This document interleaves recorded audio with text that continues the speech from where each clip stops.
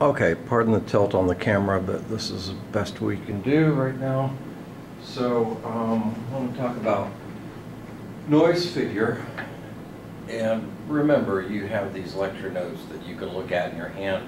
The video is turning out to be just audio, right? But this is a way of characterizing how well an amplifier works. We've been talking about optical amplifiers. Going to say some more about that today in the next lecture too. An amplifier, an ideal amplifier is just denoted by some gain G, and it would amplify the signal. If I have S sub n coming in as my signal, then it multiplies that by some number G. A gain of 10 makes it 10 times as big. But an amplifier also amplifies the noise. It doesn't know the difference. So at the output, I would also have 10 times the amount of noise that came into the input. But to make things worse, there's also an internal noise source to any real amplifier. So that's going to add in its own internal noise. So in terms of signal to noise ratios, like we talked about before on the board, I have a signal divided by the amount of noise at the output divided by the signal to noise ratio at the input. Then that turns out to be 1 over the noise figure, F. Sorry, I had it upside down there. It's output divided by input would be 1 over the noise figure, right? So at the output, I've got a signal to noise ratio of G times S coming in divided by all this that came out, right? And it's got 2 terms, including the internal one. At the input, the signal to noise ratio is just S divided by N, right? But I'm dividing by that here. So these two cancel, and at best, if I had no internal noise, then I'd get something else to cancel and my noise figure would go to 1. Right? So the best noise figure I can have is a noise figure of 1, and that would happen if my internal noise was 0. Otherwise, the noise figure is always bigger than 1. Now the interesting thing, and the thing you get practice with on the homework, and keep in mind the homework's just practice for the exam, is say I have 2 amplifiers in series. The engineers are used to saying, well, all right, I've got a transfer function or a gain as a function of frequency, one box times the other, and it doesn't matter if I have G1 times G2 or G2 times G1. In other words, the engineers are used to saying, well, put it here, put it there, swap the order, it doesn't matter. But it does matter when it comes to real amplifiers because of their internal noise source. Here's the formula. I'm not going to derive it. I've never seen anybody go out to more terms than that, the first 2. And in fact, if I have more than 2 amplifiers in series, I can always just take them 1 pair at a time and use this formula. The noise figure is the noise figure of the first amplifier plus the noise figure of the second amplifier minus 1 divided by the gain of the first amplifier. Okay. Best understood through examples. Say I have the amplifier in front, let's call it amplifier A, has a gain of 100 and a noise figure of 4. And amplifier B has these gain and noise figure numbers, and then I put A in front of B. Then what do I get? I would get simply, try to keep it where you can see it all at once maybe.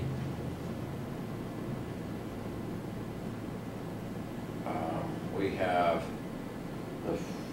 from this formula, it says use the first one, right? And in this case, A is the first one, so I'd have this number 4 would go in front.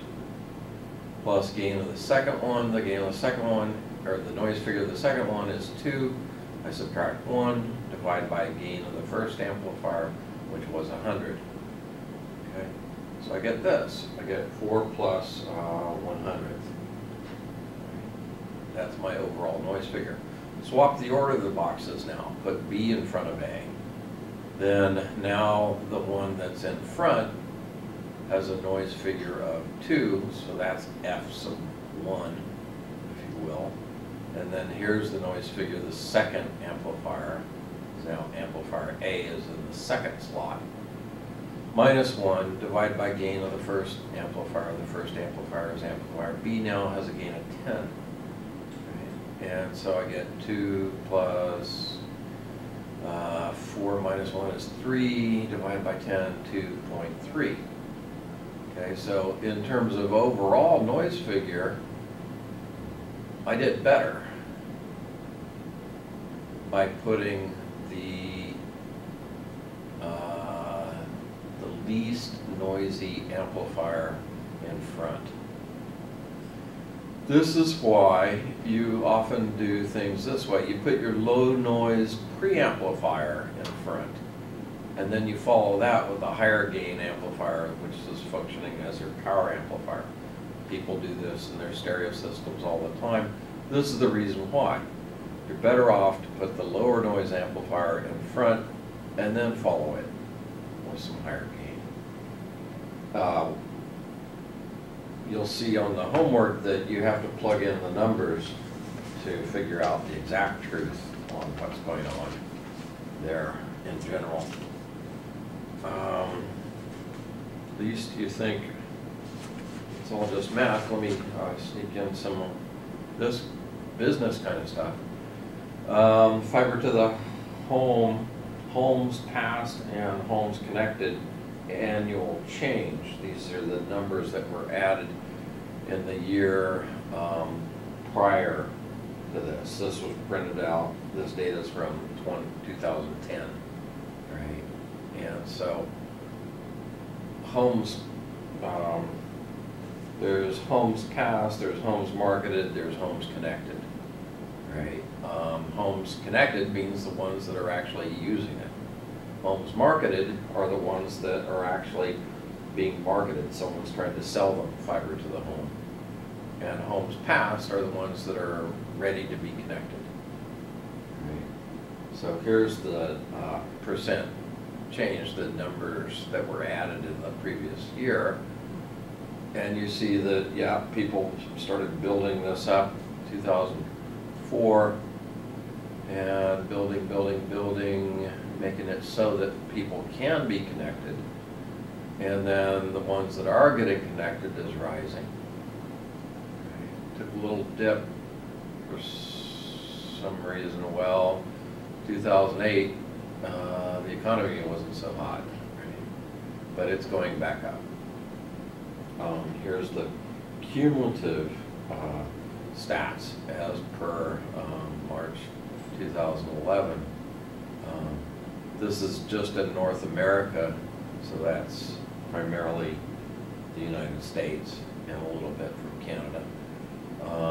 Homes passed is you got 20 million people out there ready to go, and only 5 or 6 million are connected. So there's a good market out there for you guys to go after. Here's more stats on the economy side of it. The penetration in terms of homes passed and homes connected, written this way in terms of percentages.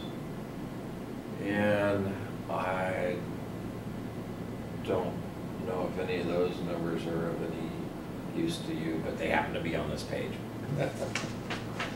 Okay, let me call that one lecture so you can separate these out and sort it out more according to what do you need for the homework, right?